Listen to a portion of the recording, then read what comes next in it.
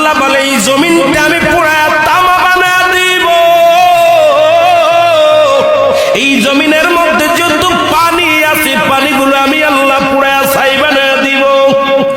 যেদিন কিচ্ছু বলতে কিচ্ছু থাকবে না,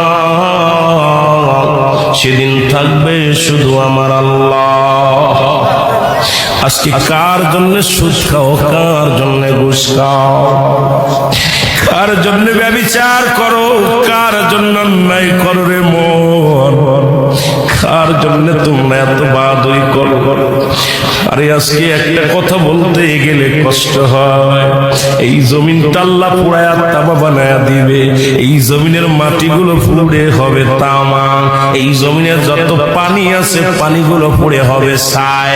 এই দুনিয়ার মধ্যে কিচ্ছু যেদিন থাকবে না, ওই তুরস্কের কত বাহাদুর, কত টাকাওয়ালা মিনিটের মধ্যে